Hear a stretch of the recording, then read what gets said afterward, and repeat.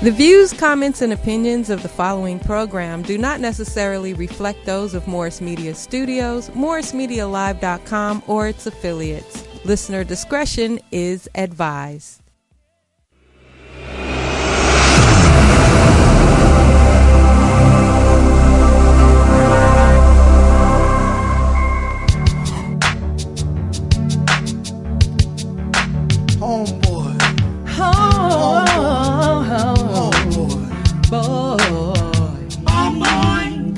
There's only one blood, cause it ain't no sense in us trampling on the stones. It's us, down to the bone. Blood is thick, waters were known well, cousins were kept apart, mothers were often memories. Fathers were not favorites on the farm, for he could do some harm, he could wreck the master scheme, for he, brothers, could dream. Your mama ain't no saint, your daddy died in a shallow stream, but your uncle, Dr. King, did have a dream, my brother. And what is your real excuse? Why can't you study your lessons and stay in school? Why can't you study your lessons and stay in school? There you have Homeboy. And this is me, Bobby Buck, in for Melvin Ishmael Johnson for the Qumran Report. So this is going to be a very different and unique show because it's me as the host this time. So it's going to be a little bit different. But today's show is going to be real serious because we're going to talk about some serious matters about, we're going to speak about the prison life and community.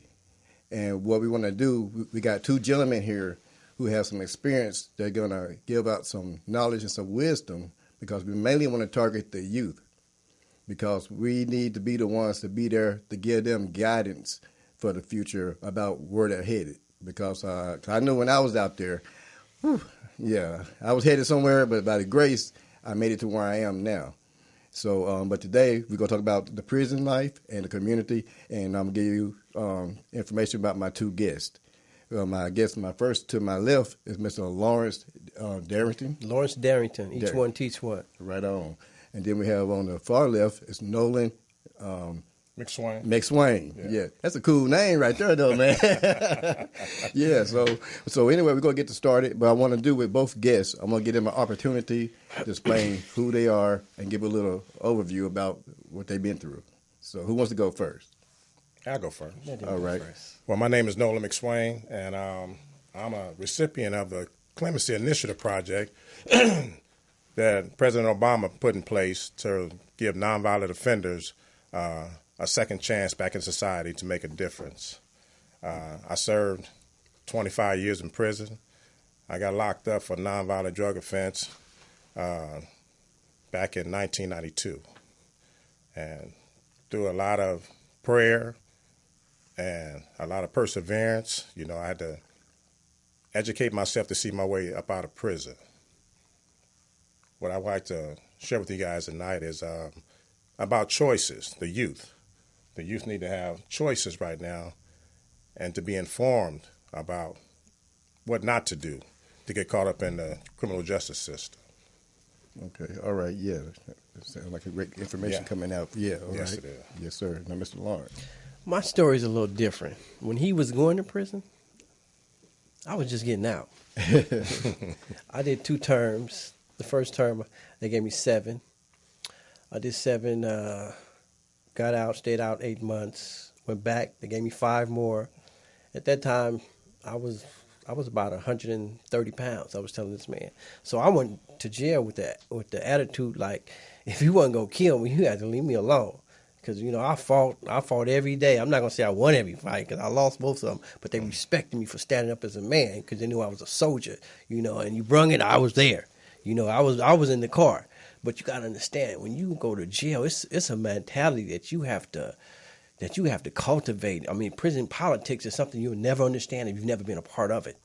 You can say what you want about it, but it's something you never understand. And I would tell the youth, don't even, if you're going to make a decision, there's always a repercussion. Be prepared because you can always think you're going to get away, but what if you don't? And if you don't, you got to deal with them consequences. Them consequences, I seen the average person who think they can handle it couldn't. I looked at the people that thought they was just with it, but they didn't. So, man, when you make a decision, make sure you can handle the consequences of it. And I'm telling you, the consequences is too hard. But, hey, you got to deal with it as a man. Right, right. And I know, like me and you had spoke on the phone a while back. Yes. And like you were saying, like with me, like my background where I come from, I'm an ex-alcoholic. And I did a lot of things in the streets. And like I tell people, I came from fast life of alcohol and strip clubs.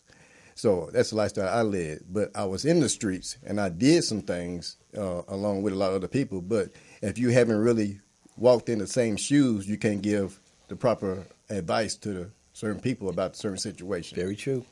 And that's like I say, why I want to do this show myself is because I have someone close to me, close and dear to me, who's a youngster who just went in. And it's like, I don't, I can only say so much. And like with them going in, I never been in. So it's like, what type of information or advice can I fully give to that person? So I said this year what I want to do is pattern myself to go with the prison ministry and the youth. And I just put that on my heart because I just felt like that's what I need to do. And I see a lot of youth that have zero support. And I had to think about that. When I was going through what I was going through, I had a lot of support, but I pushed them away. But I had to sit back and think, what if you got no support? You ain't got nothing else to do but go the wrong route. So that's what I'm gonna say. Like with a lot of kids, a lot of youth, like what about like an outlet? What do you think is a good positive outlet for some youth? In prison or out of prison? Out to try to keep them from going. Well, they have a lot of community-based programs. I would suggest that you're getting in touch with your local church, community-based programs that they have, and job fairs and job programs and stuff they have in the community. Because believe it or not, doing crime or committing crime, it's a bad investment on your life. It's a bad investment. It's a bad choice because, like he said earlier, it's consequences. It's consequences that you don't want to face. It's consequences that, you might have got away with and got tapped on the wrist and probably got 6 months in county. But those prior convictions later on is going to be counted against you. And they're going to charge you with that as being a recidivist offender. And under the recidivist offender or career offender provision, which we'll get into because a lot of youth they don't know that. Okay. I didn't know it when I went in. I was 26 when I got caught up and went to jail. All right. And it was my third conviction prior to this one, but I only been to prison one time because I had all three of my cases I was fighting at the same time wrapped into one case. Okay. Through a plea agreement, there's some circumstances that happened in my case where I had dirty money laundering sheriffs on my case. They got caught up back in the 80s. Okay. And so what happened, my attorney wrapped them all up into one plea agreement. And so I wound up just going to prison for, I got sentenced to 2 years. And I wound up just doing, after my county jail credit time, I'm doing 8 months, 20 days. So I thought, okay, I got slapped on the wrist. Right, right. But however, when I caught the past case I just got out on, federal, those priors came back and haunted me, which they increased my sentence to mandatory life without the possibility of parole. So I was in jail under that sentence at 26 with just my trust that my attorney can do something to make it go away. When in actuality, it didn't happen. So I had to spend my time there fighting and educating myself, fighting my case. Okay. And educating myself, which a lot of men like myself they're in there doing right now. But I had to educate myself on criminal law and my charges because I didn't have no choice. It was either I fight or I die in prison. Okay. Either I go and get in this law library and get off that way, pal, or I die in prison. So I chose to live, so I said I got to get in here and educate myself. Okay. So what the youth have to know now, you have a choice. And the choice is just to say no. It's easy to say no and turn away and walk around. You'd rather be out working a job or starting your own business, because a lot of youth in this day and age right now, they're very talented. Right. And they have a lot of resources that wasn't available when I was their age. Right. But they have a chance. You have to give yourself a chance, and they have that choice right now.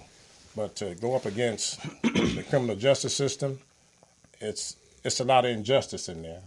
Right. And chances are they have a 99% conviction rate. I went to trial. They have that. A lot of that number comes from a lot of them pleading out because they're facing so much time. Mm-hmm. They come at them tell them you're looking at 100 years, or you can plea out to 20 years. Okay. And so they just, as long as they're happy, as long as they just get that conviction. Right. And very few, only 1% goes to trial. 1 or 2% goes to trial. Mm. And a small fraction of that, they lose. Okay. Going to trial. So the decks is actually stacked up against you. Period. That's why it goes back to what I said. It's a bad investment. And I'm here to testify and tell you right now, don't do it. Because 25 years is a long time. I watched 25 Super Bowls. Yeah. Period. Yes. And it's not, I remember when BET, Donnie Simpson hosted BET. Right. When I went to jail, Donnie Simpson was still hosting BET. It was still Yo MTV Rap, so I can relate to the youth right now that understand that. Okay. And they, from back then, it's a long time. Okay. It's not to be played with. You're not that. Nobody's that tough, and jail's not. Men, it's not meant for men. Right. Under those conditions, it's not. It's a bad situation. Right. And it's all about choices. And right now, you got a choice. You're free. You're blessed. You got a choice to make right now to say, hey, I'm gonna stay free. I'm educating myself. I'm gonna make a turnaround. I'm gonna do what's right instead of doing what's wrong, and then paying a penalty for it. What about you thinking about, you want to speak on that? Oh, yeah. Yeah. My answer is probably a little different when it comes to deterrent. Yeah. Because it really starts in the home. Mm-hmm. Your kids got to be really scared of your ass, straight up. You can ask I love my kids to death. My boys, look, I done beat them up. I done beat both my sons up and went to court, did all that shit. It don't matter because I know either they wasn't going to be scared of me, they wasn't going to be scared of them streets. Like I said, I love my kids to death, and none of my boys gangbang, none of my boys on drugs, none of my boys, in prison. Both just graduated. My son, he's a plumber. My other son, he's still in college. I got a daughter to go to University, of Northridge. It can be done, but it starts in the home. You have to. Because once a kid go out in that streets and start looking for that bond, that negative bond, they're gonna cling on to it. They're gonna hold on to it. And it's just gonna magnify, and it's and when you have a one parent, a single parent home, or two parent home, and they working hard to pay all the bills, they don't have that time to nurture their children, especially boys. They go out into them streets and they look for that. They look for that bond, whether it's negative, positive, and once they seek it, once they grab onto it, that's it. It's over. Look at it like this: a man can go to college, graduate, come home. And a nigga that went to prison will come home and have a bigger reputation than a nigga that went to college. That's some sad shit, but it's true. Just be honest about it. It's true. It's sad, but it's true.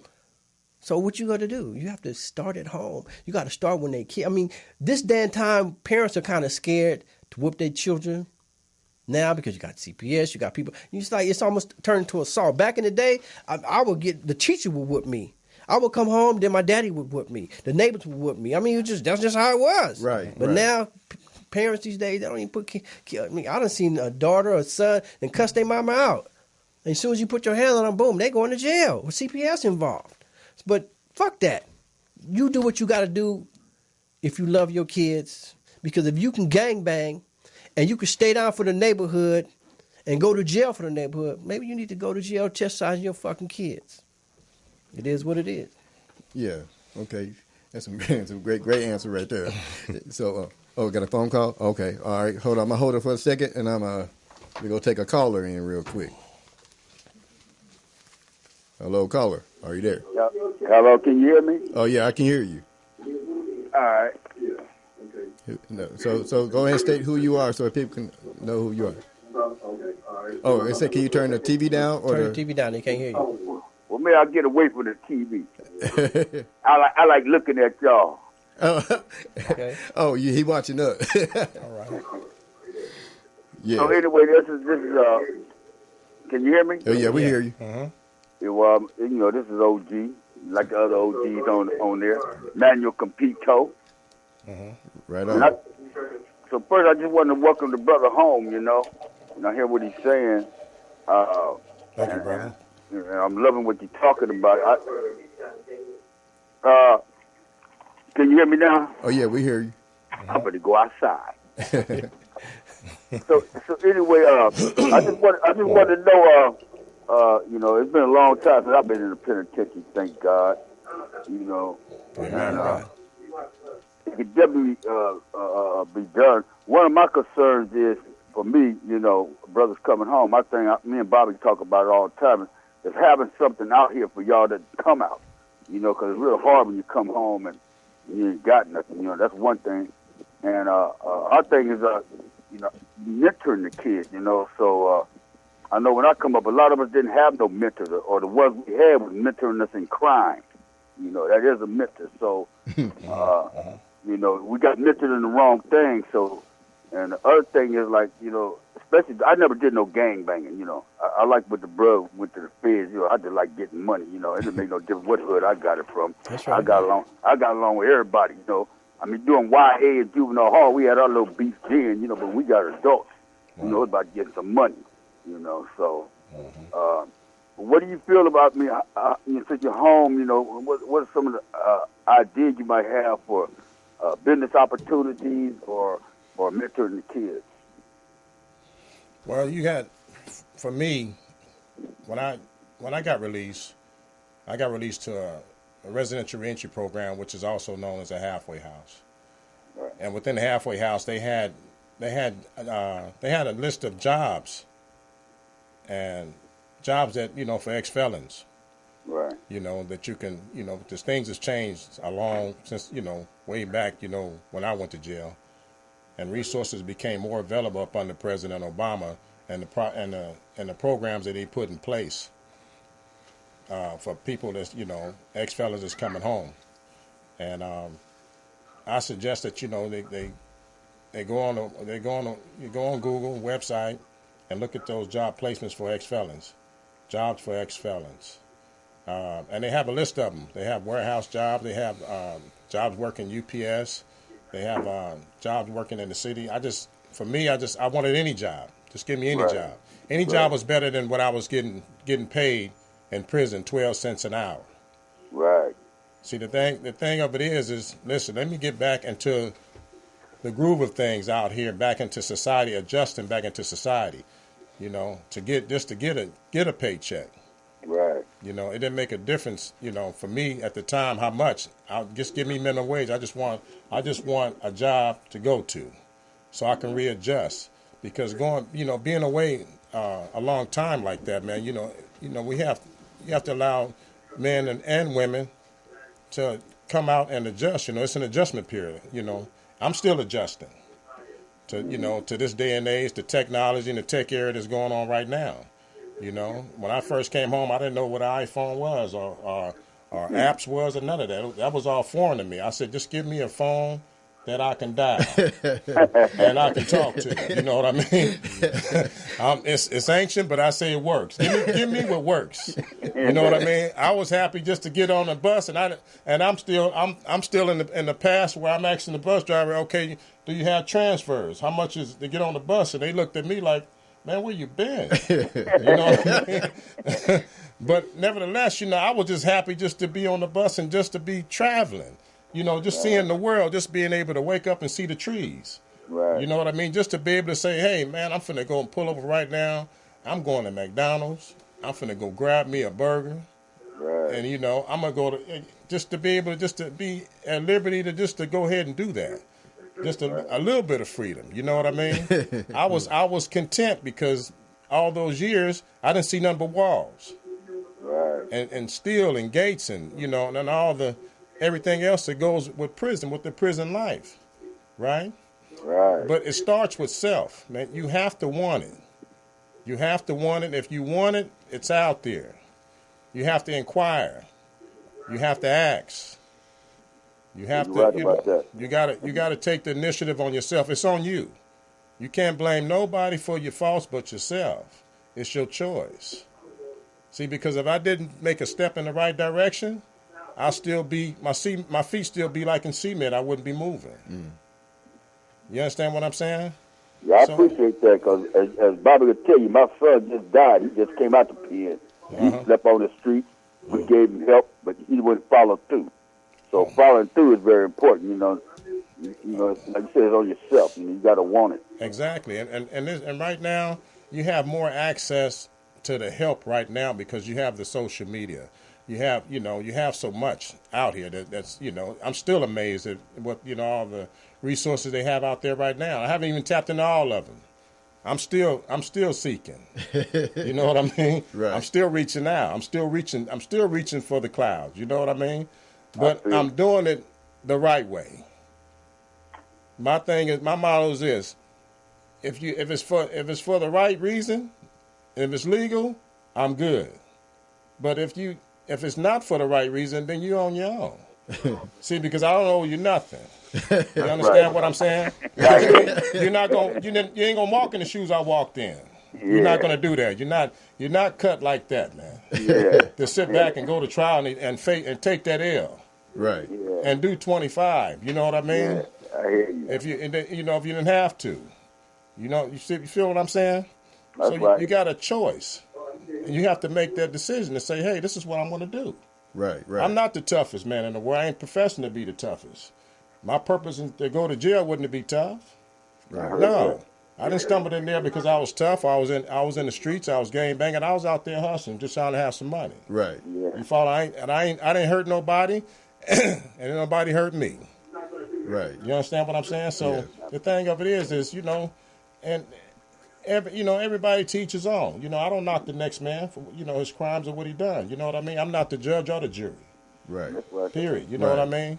But if you can reach out and just say, hey, just give a youth a choice. Just give them some knowledge and say, hey, if you go this route, this is what awaits you. Mm-hmm. And the only way you're going to know that if you know for yourself. See, because if somebody would have woke me up and say, hey, man, listen here. What you doing, you're looking at life sentence. Huh? What? And then point it out and show me what the statute and the law says, then, hey, I would have thought twice. Right. Well, pump the brakes. You know what I mean? Hold on. I can't do this. What do you mean? Life sentence. I'm making a wrong choice. Right. You follow what I'm saying? Let me deter away from this, man. Let me see if I can give myself a chance and make it out here in society. Just give myself a chance. We just owe them a chance. Right. And they need to be knowledge. People, they perish for lack of knowledge. They just need to be informed. You know what I mean? If you love your brother, then you inform them. You love your friends and your own boys, inform them. Let them know. This is what's happening, man. Don't come to this. Well, I appreciate you, sir. You got a message, and I appreciate it. Welcome home. Thank you, my brother. I appreciate you. I'll see you soon. Hey, come on in, man. I look forward to it. Hey, OG. Yeah. Hey, go ahead and give him a little bit about what you're doing in Skid Row and what you're setting up. Because I know he probably want to be a part of that. Well, I'm gonna keep him on the same tip he on with them youth. I love them kids, man. Yeah. Keep them out of trouble. So, that's why I want to get with you on, and staying with these kids. You know what I'm saying? Right. Exactly. And creating some businesses. When we was hustling, I told people when we was hustling, we didn't ask nobody to give us no loan to get that pistol. You know what I mean? No. So we know what to do. You know what I'm saying? So we got to get back to grinding and hustling. You know what I'm saying? Legally, doing it legally. Ain't no doubt about it. As a matter of fact, it's more opportunity out there legally, man, than illegally. So you're right. It's less headache. You know what I mean? Yeah, that's true. I wake up every day with a cup of coffee, and my fiance, listen here, man, I'm the happiest man on earth. Right. You know what I mean? The birds is tweaking. Yeah. Man, listen here. Am I happy to be home?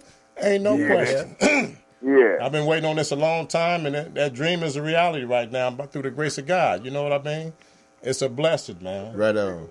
But for those that's listening that's even incarcerated right now, listen, I encourage you, man, get in that library, get into your case, and give us some knowledgeable brothers up in there, and find something in your case, man, to come up out of there, man.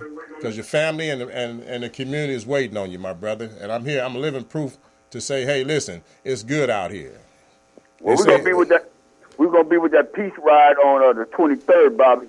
On the 23rd? Okay. On the 23rd, we're gonna be with that Father's Day on the 16th. So yeah, we trying to do what we trying to do. Okay. So, All right. I'm gonna let y'all get on back. Okay. I love y'all, man. Love you too, my brother. All right, love you back. All right. Yeah.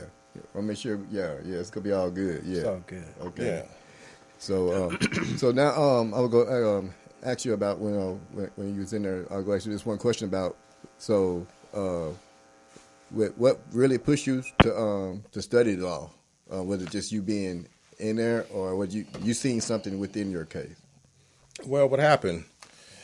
I seen some things within my case, but I didn't understand because I didn't have no knowledge of the proceedings that was going on in court with my lawyers. But I was gathering evidence, and I was being instructed by other, brothers that was in there who's been through the system, who studied law. They told me, listen here, man, keep your records. Get a copy of all your records. Keep your records because you went to trial. You need to keep them because you're going to need them. Okay. You follow what I'm saying? So if you lose a trial, you're going to need them for appeal and everything. Okay. So I started gathering a lot of my information and everything. But when I see that the lawyers, they wasn't winning nothing. They wasn't winning the motions. They wasn't winning anything. And then after my direct appeal, okay, then you have your post-conviction remedies at that point. You have to hire another attorney. That's more money. And it's not, and they'll tell you, it ain't no guarantee we're going to win. Ooh. You know what I mean? Yeah, yeah. So it's not a guarantee, but my life is on the line. Out there, they're going home. Yeah. You know what I mean? After they leave that attorney room, they going home. To their families, they going to dinner. Yep. They finna enjoy themselves. I'm finna get cuffed back up, and I'm going back up to my cell. And I still got this life sentence on me. And so when I seen it, they wasn't winning. I said, well, I got to take some time out to learn and educate myself on this right now. Okay.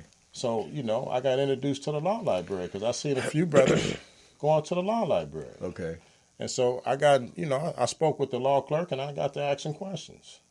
What's this book for? What's all those books there with those numbers for? What does that mean? What does shepherdizing mean? What's this case? But I could read and write and comprehend. Right. But I'm in a whole nother different world when it comes to the law because I had to learn legal terms. Mm-hmm. So I had to educate myself. So rather than read all the novels and stuff that float around through prison, I read my Bible and I read the law. And I stayed with that. I read the habeas corpus practice and procedure that give you from A to Z on. It gives you references and it gives you everything about the law, about cases that won precedent that was set and what must be established first to prevail on a particular issue that you're bringing. Because a lot of issues, what they don't know going into the law, it's waived when it's not brought up in direct appeal. You can't bring it back up. Okay. And then they made it more stricter than that when they came up and invoked the Anti-Terrorism Death Penalty Act, which is why a lot of men right now, they don't have an avenue out to get out of prison. Clinton signed that into law under the Anti-Terrorism Death Penalty Act. Okay. That hurt a lot of black men and brown in prison, and white too. They don't discriminate. You follow what I'm saying? Okay. So it restricted the use of the writ because a lot of the writ was being abused a lot because a lot of convicted felons, they was just filing frivolous issues in there, and the courts they was crying out, they wanted the Congress to do something about it, so they did. Okay. So it was hard, you had to learn it. And when they came up with that at 96, they said, okay, you got 1 year to file, and after that, if your claim don't meet this second and successive habeas petition requirement, the gatekeeping provision, then you stuck. So that was like a death sentence in itself. Okay. So again, either you're going to learn it or you're going to die in here. You choose. See, it's a choice. Right. See, because, I understand guys, they go in and come out. But what happens when you get in a situation when you're in there and you don't have a date?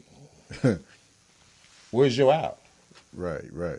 Where you coming out at? And see, it starts here in the community. Okay. See, the choice you make, it starts right here. So you can make a choice not to even go that route. It's just a simple choice. Just say, hey, nah, I'm good. Right. I'm going home. I'm going home to my family. I'm finna go home. Mom's got dinner waiting on me. My wife got dinner waiting. I'm good. Y'all go ahead. I'm good. You know what I mean? I'm gonna live this out. You know what I mean? Yeah. And I know my brother want to add to that because I know he shares some experience too. I'm not long-winded. Yeah. You go right ahead, my brother. Well, I feel it. I mean, but at the end of the day, it's choices and decisions. And from my own situation, I remember when I came home from prison the first time, and I was looking for a job. And at that time, it was very hard to find a job as an ex-felon. And I tried. I think I went everywhere. You know, you can tell the truth on your application and they don't hire you, or you can lie on your application and they find it and they fire you later. So it's like a win-lose situation. It's just like you throw it up in the air and just see what comes down. Mm-hmm. So I remember distinctly at this time in my life, I was really trying to get a job. And I never forget, my kid's mother, she was getting up going to work every day. And then she started looking at me different. Then I remember she mentioned one time to me that she felt like she was taking care of a grown-ass man. Mm. And that right there done something to me. And I knew at that point, it was like, fuck it. You know, that was see, you have to understand, just like this brother giving you the advice right now, I can give you some advice, but the advice I give you now will be completely different from the advice I give you when I was 25 years old.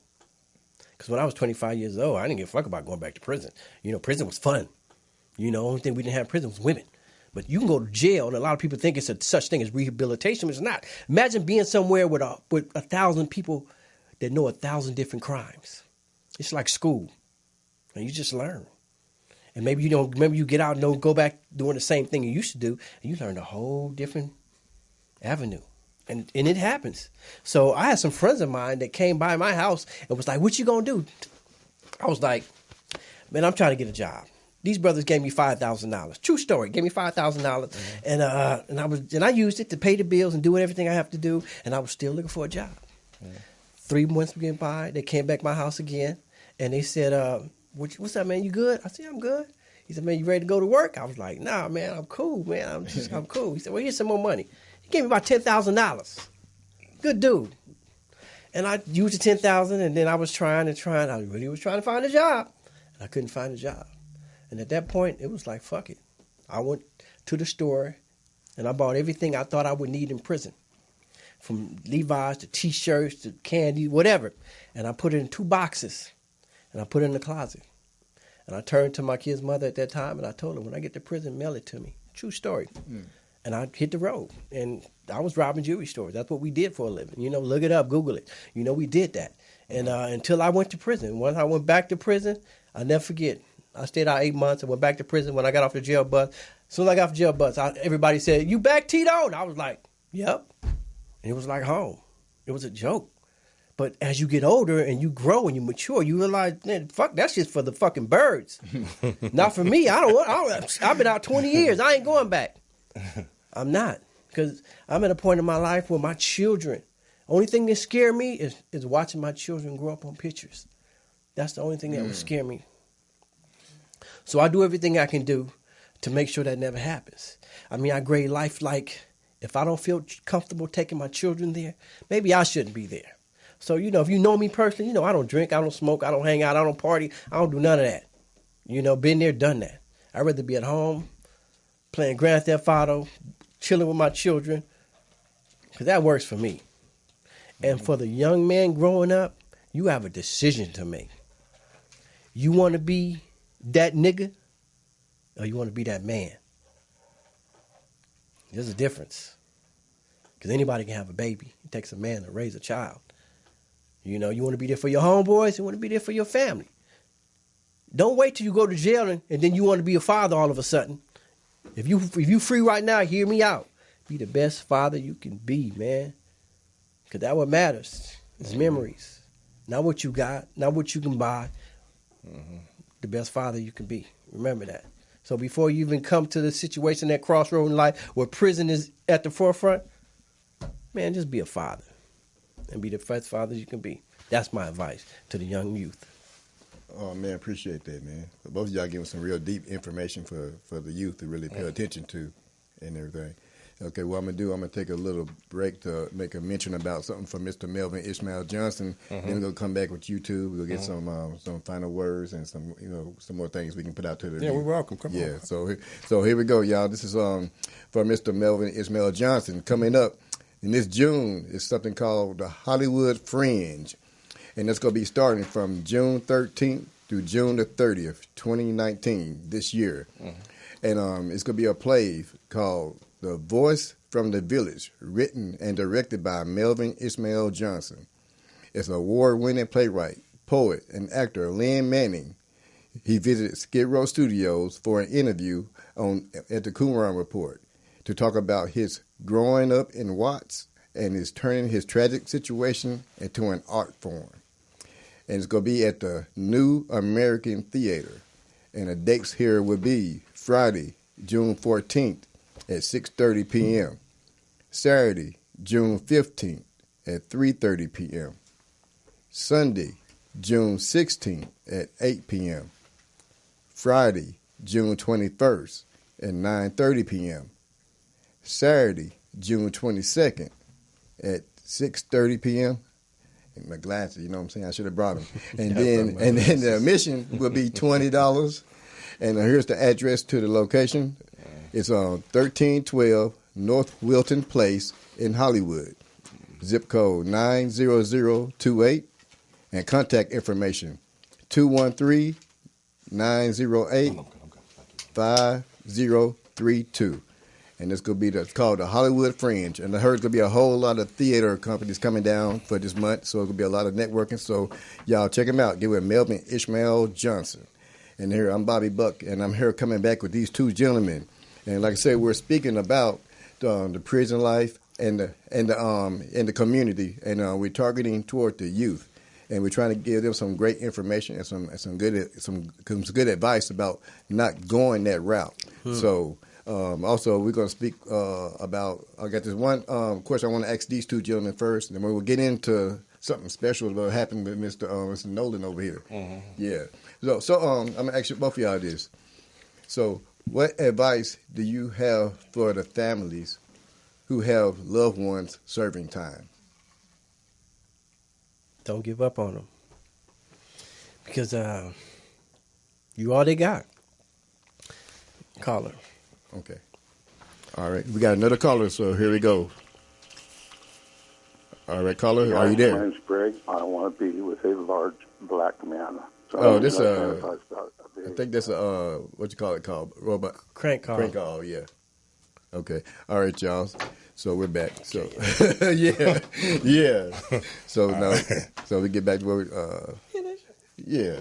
Go ahead. So somebody trying to stop something that's real, that's all. Yeah, that's all. That's the devil. Not today, Satan. No, not right now. So now what advice would you give families? You say just hey, never give up. Yeah. Because when you already got, you already got. You know, like I said, when I was in prison, I didn't know how to read, so I had an issue with writing letters. So I challenged myself to be better and went to school and learned how to read. And I took my GED in school, took some college courses. You know, I made myself a better person. You know, first book I read was Roots from cover to cover. You know, you put yourself into the reader and you feel what the reader is reading. You know, whether it's sad, whether it's happy, you know, whether it's, you know, whatever. So when I read that book, that's when I understood what reading was all about. And it made me want to be a writer myself. So, you know, I started writing in prison, you know, and I wrote a book right now. It's called The Karma Club by Lawrence Darrington. You know, it's a good book. You know, you can look me up on Lawrence Darrington on Facebook, and I appreciate it. It's a phone call. Call. Okay, I got another call. All right. Hope this is a legit caller this time. Let's see, yo. All right. Hello, caller. Are you there? Yes, I'm here. All right. State your name. My name is Sylvia Martin. Sylvia Martin. All right. So, what's your question for the gentleman up here? My question is, start with Nolan. Nolan. I'm here. I'm here, Miss Sylvia.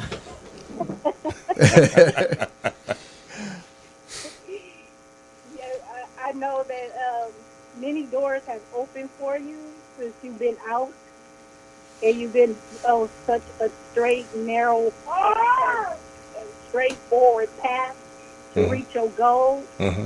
And you always keep God first, and everything else in your life will fall into place. For all the young men that's there, keep God first and stay positive, because your past don't define who you are today. Hello. Right on. That's right. That's right. You know, because you are one heck of a man. You're one heck of a man. You know, just keep doing what you're doing. Stay straight. You know, you got that support here, and I love you too, baby. We'll follow. And all the rest of the young men, stay on that straight, narrow path, because these young boys out here today, they need you guys. They need you. They definitely need you. Your boys, your nephews, your cousins, because these streets out here are real. They real. Yes, they are. Yes, they are. It's real, and they really need you people that's been through this, what they trying to do, trying to make quick money and fill their pockets and all this kind of stuff, and they want the latest fashion and all that kind of like that. The life is what you make it, and if you look at what all you had in the past, you don't have it today. But if you continue on the path that you young men are on, and you grind as hard as you can, the legal way, and everything will come your way. And I appreciate all of you. I don't know all of you guys, but I appreciate you guys, because it takes a lot of heart to get on the radio and tell what happened, your past, and stuff. But it will help somebody out there that is listening. Most definitely. That's our objective. And for everybody that's tuning in, this is my wonderful cousin. My first cousin. I love her dearly. Okay. She is my family. Thank you very much. Thank you. She's very, very supportive. Okay. And me, coming home and being released from a halfway house. Family is everything. Listen. Right. And it's true, And getting back to your question, what advice I have for the family is to stick in there. Okay. To support, and encourage. Okay. But also encourage your family members to do better. To do better. Okay. And to educate yourself. Don't waste your time. Don't let time do you. Do the time. Don't do the time. Do the time wisely. Right. Yes. Pick up a book. Spend your time wisely while Pick you're up a book. Okay. Ain't no wrong going to the White Power. Go to the library too, though. And keep in mind that they got weights and gyms out here. They got them everywhere, man. They got memberships. You got to go to gym. They got memberships all over here. You can, the muscles they continue on. You can stay in shape out here, and it's to eat right and everything. Right on. Okay. I love you, cousin. All right, and so we're getting low on time, but I'm gonna go ahead and let people understand about what this paperwork you have in that's sealed up right there. Okay, this here is a copy I received from the White House. This envelope right here. Okay. And this is a copy of the clemency that President Obama signed for me to be released from prison. As I received it. And here's a letter from the president. Okay. That I'll read to the audience. All right. It says, Dear Nolan, I want to personally inform you that I am granting your application for commutation. The power to grant pardons and clemency is one of the most profound authorities granted to the President of the United States. It embodies the basic belief in our democracy that people deserve a second chance after having made a mistake in their lives that led to a conviction under our laws. thousands of individuals have applied for commutation, and only a fraction of these applications are approved. I am granting your application because you have demonstrated the potential to turn your life around. Now it is up to you to make the most of this opportunity. It will not be easy, and you will confront many who doubt people with criminal records can change. Perhaps even you are unsure of how you will adjust to your new circumstances. But remember that you have the capacity to make good choices. By doing so, you will affect not only your own life, but those close to you. You will also influence, through your example, the possibility that others in your circumstances get their own second chance in the future. I believe in your ability to prove the doubters wrong and change your life for the better. So good luck and Godspeed. Sincerely, Barack Obama, President of the United States. Right here. That's it right there. That's it right there. That's it. And this is boom, affidavit. That's the affidavit with the president, with the seal from the Justice Department. Man, it can happen. Yeah. Let me get this right here so everybody can see this right here. Yeah. Believe. Believe. Through perseverance, believe. Through faith, my faith in God, believe. Right. It can happen. Right. You're in there. You can turn your life around. I'm here. Yeah. I'm here on the Bobby Buck Show right now. Right on. I'm testifying right now before you. Believe. Yes. This is real. It's authentic. Yes. This is the real deal. This is not my own. This is not falsely drafted up or nothing. And it's recorded and it's documented. Right. So this is it. And it's a list of all other people that got granted clemency as well. That's right. Okay. And as he said, only a fraction. Hey. It was, I'm thankful and I was blessed. It's a blessing. Yeah. And I know it's just from the good Lord up above, my brother. Right on. And people that's listening right now, that's right. It's the real deal. And Jesus is real. Right on. Period. It's the real deal, brother. Man, ain't no question. I'm a walking testimony. And you can't, in other words, you can't tell me nothing different. You got to be able to, if you walked in my shoes, right. you can see what I see. You know what I mean? Right, right. You might see the glory, but you don't know the story behind this here. But I'm sharing it with you tonight. I'm letting you know right now, you can change. Yeah. It's not as hard as people think. No, it's not. And regardless if you think it is, just keep persevering through. Because one thing about doing time, if you don't learn anything else, you're gonna learn patience. Because you don't have nothing but patience in there because you ain't going nowhere until it's time for you to go. Period. So it's actually a blessing. Right, right. So I encourage. Go ahead, my brother. Oh yeah. So like I said, man, I started cultivating my writing skills in prison. And I got better and better. And then I realized at that time that I wanted to be a writer. So I started writing in prison, and when I got out, I wanted to publish a book. And like I said, I knew what I wanted to do. But life has its way of slowing you down and throwing things at you to where you get sidetracked from what you need to do. See, we all have good days and bad days and days we just want to give up. But that's when you say good, better, best, never let it rest until your good is better and your better is best. If you remember those phrases, no matter what you go through in life, it's going to get better. Just don't never give up. And that's what I did. And when I published this book, remember, this book is going to be in big lights one day. Sorry about that. Big lights one day, The Karma Club. Remember that. Remember this, the Karma Club. You're going to hear it, you're going to see it, and it's going to be big, and you're going to wish, let's just say. Oh, yeah, and I have a book signing party coming up, and it'll be July the 14th.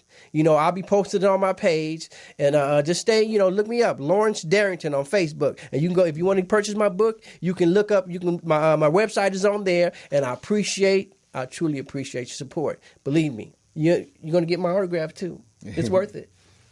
I love you. I appreciate everybody, and I appreciate this man for having me on this show, and I appreciate this brother too. And hey, it's the chemistry. Exactly. Yeah. And for the... It's nothing but love, baby. And those for the youth that's tuning in, he's a prime example that you can do it. It can be done. Right on. It can be done. Don't give up. You know what I mean? Keep trying. Good, better, best. Never let it rest. It can be done. Until your good is better and your better is best. You can pursue your dreams. Man. Hey. Right. You can pursue them. Hey, now. It can happen. Say Right. now. That's why I Don't was give trying to tell up. people, always have forward thinking. Yes. You know, and I tell people, like when I went through with my homelessness out here, and like I tell people, it's okay to think about giving up, but just don't do it. No, don't give up. Because you know, I was at the my wits end for a minute, but then at the very end, I mean, I was like, then something opened, a door opened, and the doors kept on opening, and I just kept on pushing, and like I say, even out here, when you're going through your own struggle out here, you still got to learn patience. Oh, patience is a virtue. Yes, It's necessary. yes, Yes. You got to have patience, man. It ain't. Rome wasn't built overnight. right It on. wasn't built in a day. Without patience, you're not gonna. You're gonna make unwise decisions. You know what I mean? You have to have patience. It'll come. You just have to keep persevering through the struggles. Right. You know, no matter how hard it may seem, you blessed that you just woke up today. Because the day wasn't promised to you. Yes. Right. You know, or you could be waking up somewhere you don't want to be. Yes. You know, speaking of my own circumstances. Right. So every day is a blessing. Every day is a good day. Every day is a You good know, day. I don't look above at nothing ground. as a bad day. No. Every day is a good day. When it's raining, it's good. Yes. When the sun's shining, it's good. If it's Yes. snowing, it's good. Yes. Huh? Yes. And listen, in all 4 seasons, it's good. And no matter how bad of a day you have, remember, it can always be worse. Yeah. Always be worse. Mm-hmm. When you think it can't be, life will say challenge accepted. So count your blessing and be happy for what you do have instead of what you don't got. That's right. Right on. That's right. 'Cause Don't get no realer than that. Yeah, because the fact that you're waking up, you've been given another chance to make a difference. Make a difference. You got a Yeah. chance. That's why I kind of try to let people know, don't take it as being a victim, take it as being a survivor. Survivor. Oh, that's all it is. Survivor, This man. is, you know, that's you know, those are courageous people. Yes. People to be admired. Yeah. Survivors. Right. Whatever the circumstances, whether it's health, you know, whether it's being homeless, whether it's being, you know, in prison or going through peer pressure from whatever, you survived it. Right. You know what I mean? Yeah. And you could be commended for that. You know, don't never look down on yourself and don't look down on others. See, because you never know what God has in store for that person. True. You never know. You know, it's just like right now, you hosting this show, you probably couldn't see this back when you was homeless. Right. But here you are. Yes. And here I am. Yes. And I'm right here next to you. You know what I mean? I'm here on this platform. I never thought of this. This wasn't part of my plan. Right. I never right. thought of this as a plan. Yes. Yeah. To be hosting the show? No. Right. I didn't know that, you know, to be a guest on your show. Yes. You know what I mean? But I appreciate it. Yeah. Oh no, I appreciate y'all coming. Appreciate it. I do. Appreciate it very much because it's a platform to reach out to the youth. Salute Yes. to you, brother. And And if you everybody. ever call me and you need me, Yes. I'm there. Well, I tell you what, all this is part of my vision because I think I was speaking with you earlier this morning. I don't know how much time we got, but I'm gonna let y'all know when I got here 12 years ago in August, this coming August, in December in 2007, I went to the rehab. And same night I went to the rehab, my best friend who got me started in the music back in Arkansas, he got killed the same night I was going to the rehab. They called me in the morning and woke me up. I was still kind of sedated up under the medications and stuff. And then while I was in there, like God gave me a vision to start doing advertisement. And that's like 12 years ago. And I kept thinking, how can I advertise for people in L.A.? And I'm not even from here. But you made it happen, though. I just kept walking. Like my steps was guided through everything. Yes. And then I get here, then I started networking. You know, and that's when I even met Miss Anaya J. Roots. Hello. And networking. And Shout out everything. to Anaya. And then through her, I meet you two. Yeah. You know, It's all about networking, man. Yeah. You never know who you're going to meet. Yeah, who could be part of your plan. So Embrace. So when that happened, I decided to come up with a positive movement called Action. And the acronym, because I see what it is. I want to advertise for people in the community that's doing the real action, not the other nonprofits who get paid off of people's misery. Right. So, and I want to come up with the action. The acronym is Acquiring Causes to Intertwine Our Nations. So I want to acquire everybody who has a real cause. Yes. Where I want to be the nucleus to bring us all together. Yes. so we can all work as one powerful unit. Yes. Because I try to explain to people, we can be friends, family, and business partners at the same as long time. as you got proper communication. Yes. You know, I had somebody educate me. He said one of the best keys to being successful is keeping a calendar and being precise. Yes. You know, so like you said earlier, that's why I agree with everything you're talking about. You know, the information be precise, don't, because later on it could be some other stuff. Oh yeah. And sometimes it's not what you know, it's who you know. Because since I met this woman, you know, now she put me in a position to really meet people that could help me and put me in and send me on the way in different directions. Yeah. You know, and I don't know, but I know one thing. I believe, and I know in my heart that this is going to happen. Yes. She's amazing. She's amazing. My book is going to be great, and I'm going to believe that. I'm claiming it right now. Right on. You know, be a part of it. That's right. You're right Get on. left behind. Exactly. She's a blessing. She's a blessing. She really is. You know. What Thank I mean? you. And Appreciate you. Yes, and I J. Root. One thing about her, she stays steadfast for what's right. Yeah. For real. And that's something that I admired about her. I seen the potential in her, you know, when I first met her. But I didn't see what I see now. Okay. See, because, you know, for me, I was just coming out getting adjusted. Right. You know, and coming through that adjustment stage, you know, it's like, I'm in the world now. This is big. Yeah. You know what I just realized right now? What's that? My friend is your best friend. Ain't no question. Yes, it is. Ain't no question. That's right.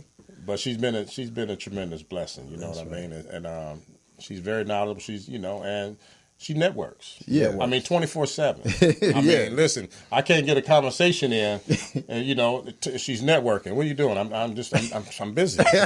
Yeah. Okay. All right. I'm Let her do her thing. I'm gonna just go ahead. Just handle it. You know, and it's to be commended because it's work. It is. It's work. Yeah. And you know, she's my lady. Yeah. She's my wife. She's my wife to be. Right on. You know what I mean? Right. So, ain't All no the above. question. Okay. Right.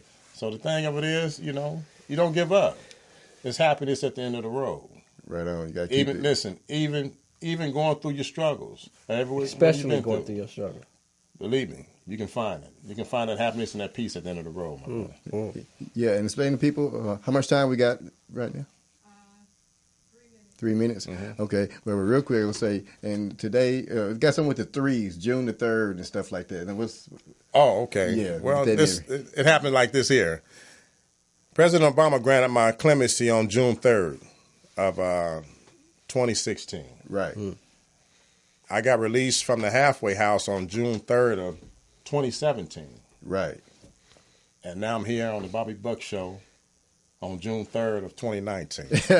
Shout out. Everything come in threes. You know, every good thing come in London, threes. Brooklyn. Yeah. It's like, listen, it's just like the Father, Son, the Holy Spirit. Landon. Right. Everything, that Trinity. It's Lawrence, everything's in Stephen, threes. Dion. Yeah. Don't Love forget all them my threes. children. I'm doing this for All y'all. Just like I said, we got 3 minutes left. So. Hey, you know, I just like to say We got one 3 thing. minutes left. Remember what I said: good, better, best. Never let it rest until your good is better and your better is best. I love all my children. That being said, God bless. God bless you. All right. And I'm going to get one of my little quotes that I do right here. It's go like, everything that happens bad is not negative, and everything that happens negative is not bad. It's merely an opportunity to exercise your mind and test your faith. And this is me, Bobby Buck, here on the Qumran Report, and we out.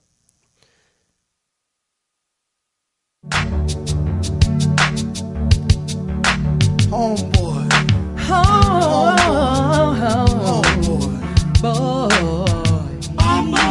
Brothers, there's only one blood, cause it ain't no sense in us traveling on the stones. It's us, down to the bone. Blood is thick, waters were known well, cousins were kept apart, mothers were often memories. Fathers were not favorites on the farm, for he could do some harm, he could wreck the master's scheme, for he brothers could dream.